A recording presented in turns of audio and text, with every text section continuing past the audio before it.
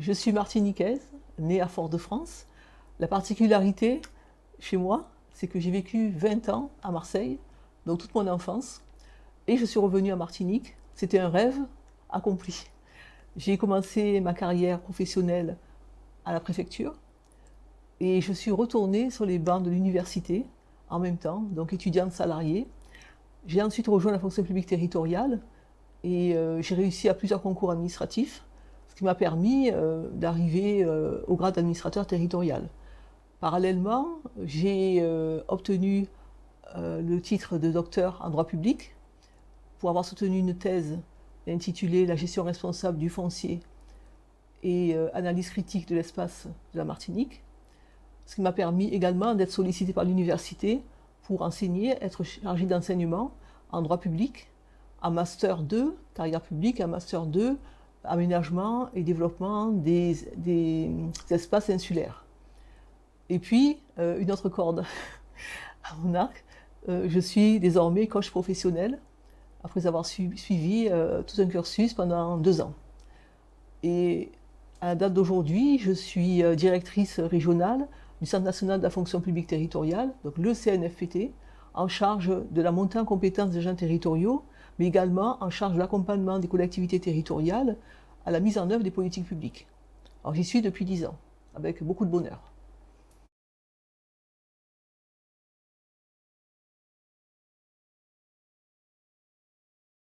Alors qu'est-ce qui me fait vibrer? Quelles sont mes passions? Ce sont des choses très simples, hein. En fait, lorsque je suis dans la nature, je fais une randonnée par exemple, je transpire, je sens les odeurs, les espèces, je regarde les paysages, ça me suffit pour vibrer. Ensuite, je prends un bon bain de mer.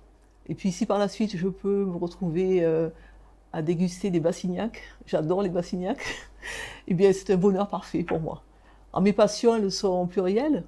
Je suis à la fois tournée vers les arts, mais également tournée vers le sport. Donc au niveau des arts, eh bien, je suis ce qu'on appelle une collagiste, c'est-à-dire je réalise des tableaux à partir de papier collé. Je fais un petit signe à Geneviève Mourès, qui est mon professeur.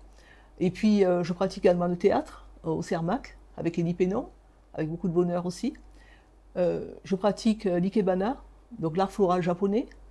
Donc je réalise des bouquets. Ça se passe très bien, j'aime beaucoup ça aussi.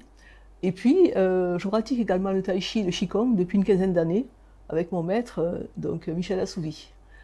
Et j'ai envie de dire que ces activités plurielles me permettent eh bien, un certain bien-être, un certain confort, après une semaine intense sur le plan professionnel. Ça me permet de vraiment gérer mes émotions et également gérer mes énergies.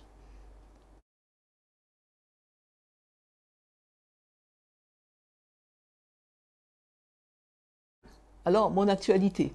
Eh bien, ces temps-ci, je travaille avec mes amis Sabine Andrivon-Milton et Jala, avec lesquels nous avons créé un groupement d'auteurs de Martinique. Nous appelons les sages, SAJ, c'est l'initiale de nos prénoms.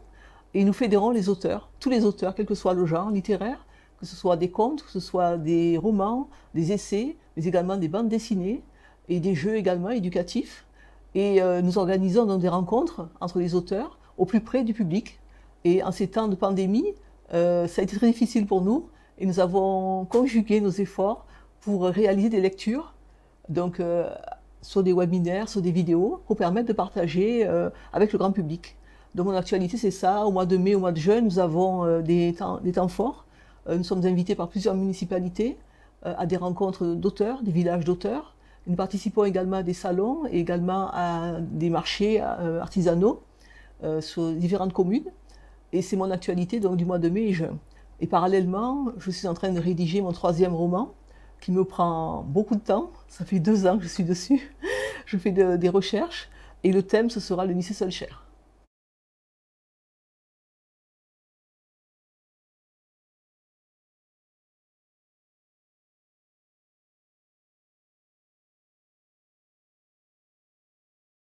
Mon dernier ouvrage s'intitule Suzanne, une trajectoire de vie, en dedans, en dehors. Alors, c'est un ouvrage qui est un témoignage que j'ai recueilli auprès d'une personne âgée que j'ai rencontrée à l'espace, pardon, à Imaventura, au centre Imaventura.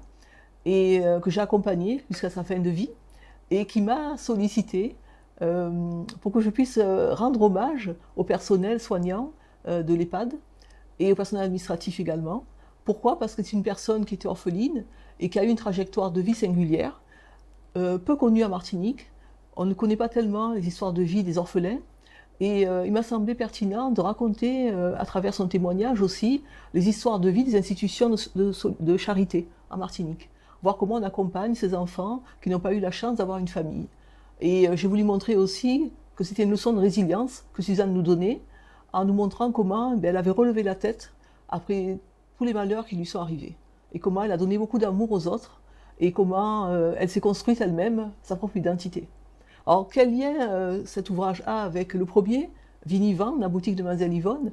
Eh bien, le lien, c'est la transmission, tout simplement. Dans ce premier ouvrage, Vinivant, j'ai retracé également le témoignage de la vie de ma famille, mais qui est le témoignage aussi de beaucoup de Martiniquais.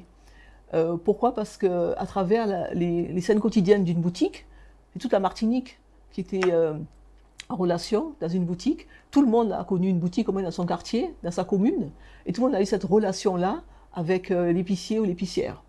Et je dirais que ce premier roman a eu un tel succès qu'il m'a donné envie de poursuivre l'écriture.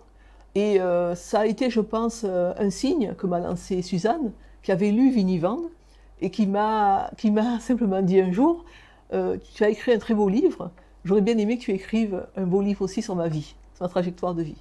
Alors j'étais un peu surprise au départ, et puis finalement, je me suis dit pourquoi pas. Et je me suis rendu compte que beaucoup de Martiniquais ne connaissaient pas l'existence de l'Ouvroir, l'orphelinat qui se trouvait, où se trouve actuellement la mairie de Fort-de-France, boulevard Général de Gaulle. Et des générations et des générations de jeunes filles sont passées par l'Ouvroir. Et très peu sont encore en vie, mais il en reste encore. Et il y a aujourd'hui donc les enfants de ces personnes qui sont en vie. Et il me semble pertinent de rappeler aussi à tout le monde qu'on doit être solidaire et que l'on doit converger vers les valeurs ancestrales de solidarité, et ce qui nous permettrait de vivre mieux ensemble.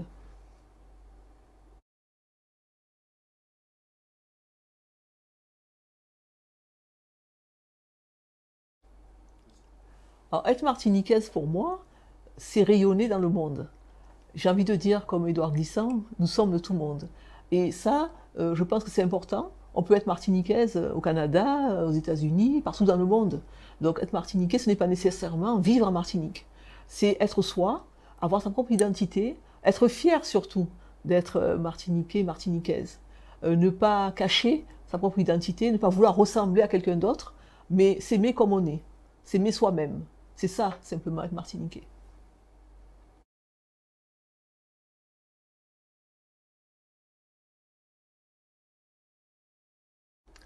Alors le rêve, mon rêve pour la Martinique, serait une Martinique apaisée. Apaisée, une Martinique où tout le monde trouverait sa place, comme on dit, tout le monde c'est moun, et où il n'y aurait plus personne qui fouillerait les poubelles, plus personne qui aurait faim, plus de familles en difficulté, où tout le monde trouverait sa place, c'est important pour se construire. Aujourd'hui, il y a trop d'inégalités qui provoquent justement ces difficultés dans la vie de tous les jours, parce qu'il y a ceux qui en ont, ceux qui n'en ont pas, et évidemment, ceux qui n'ont pas veulent en avoir, et ça provoque vraiment des ruptures, et des ruptures qui sont profondes. Donc je dirais simplement qu'il faudrait aujourd'hui qu'il y ait une redistribution des richesses pour permettre à ceux qui n'en ont pas de pouvoir aussi construire leur vie. J'ai envie de dire aussi qu'il y a ceux qui ont des difficultés aussi dans l'apprentissage, dans la formation, serait ouvrir les portes aussi à tout le monde, de façon à ce qu'il n'y ait personne au bord de la route. J'ai envie de dire aussi qu'il faudrait que tout le monde apprenne la langue des signes depuis l'école, pour qu'il n'y ait pas de discrimination, pour que l'inclusion soit vraiment réelle, que tous les enfants en situation de handicap trouvent leur place aussi dans le système scolaire depuis la crèche, que l'on puisse communiquer entre nous, que l'on puisse s'écouter, que l'on puisse s'entendre, et que l'on puisse s'aimer aussi tel que l'on est, que l'on n'ait pas le désir de ressembler à quelqu'un d'autre, et que l'on soit fier de ce que l'on est. Alors, vous allez me dire, c'est un rêve, bien évidemment, mais le rêve permet de se construire aussi. Et pour moi, un territoire qui est résilient est un territoire qui est performant. Et il faut qu'on puisse arriver à se relever, à redresser la tête. Et pour cela, il faut travailler, se retrousser les manches et ne pas avoir peur d'apprendre. J'aime à dire, comme on le fait souvent à Cuba, ceux qui savent lire apprennent à ceux qui ne savent pas lire. Eh bien, il faudrait qu'on arrive à ça en Martinique. Ceux qui ne savent pas doivent pouvoir apprendre aussi, sans limite d'âge. Et j'ai envie de dire aussi, comme on parle de formation tout au long de la vie, que l'on puisse aussi apprendre tout au long de la vie, travailler tout au long de la vie, et également prendre en compte les personnes âgées, parce que nous sommes un territoire qui vieillit, tenir compte de ce que peuvent nous apporter nos personnes âgées, ne pas les mettre, ne pas les déposer dans un EHPAD, mais prendre en compte aussi leurs propres rêves aussi. Et j'ai envie de dire, penser aux jeunes. Alors il faut partir, moi je suis pour le départ, parce que partir c'est grandir, revenir si on veut revenir. On peut faire Martinique aussi ailleurs. Mais j'ai envie de dire tout simplement, mon rêve c'est que les Martiniquais puissent s'aimer, simplement. À partir de l'amour, on arrive à construire de grandes choses.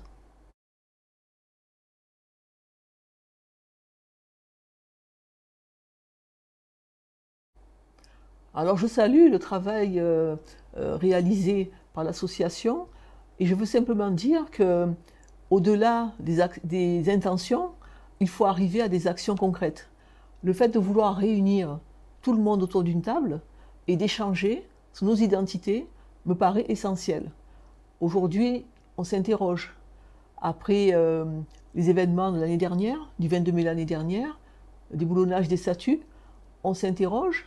Fallait-il le faire, ne pas le faire, être aussi violent, passer par simplement une interpellation écrite? Moi, je dis simplement que les jeunes ont réagi à leur façon, sans doute violemment, mais le fait de réagir, c'est aussi d'exister. Ça veut dire qu'ils avaient quelque chose à dire et à démontrer. C'est mieux que d'être passif. Maintenant, il s'agit de se poser et de réfléchir. Quand on a démoli, eh bien, il faut reconstruire. Comment allons-nous reconstruire la société martiniquaise? Et le travail de l'association, pour moi, doit aller dans ce sens, dans le sens d'une réflexion, dans le sens d'une écoute. Il faut qu'on arrive à s'écouter, à s'entendre et à mettre en place une dynamique qui soit une dynamique constructive où tout le monde trouve sa place. Lorsque l'on regarde la Martinique aujourd'hui, elle est en souffrance. Elle est en souffrance et il faut arriver à crever l'abcès, arriver à se soigner, arriver à grandir. Et c'est seulement à ce moment-là que nous pourrons faire peuple et nous pourrons avoir une identité propre. Nous sommes trop aujourd'hui sur nous-mêmes et l'estime de soi est très rare. Et j'ai envie de dire qu'il faudrait travailler cette estime de soi davantage et puis aller vers l'inconnu, ne pas hésiter à aller vers l'inconnu, à aller vers les autres et à apprendre des autres. On a beaucoup à apprendre des autres. Ne pas se refermer sur soi-même. Et l'association doit permettre cela, d'ouvrir les portes, ne pas rester cloisonné et de permettre à tout le monde de s'exprimer. Ça me paraît essentiel.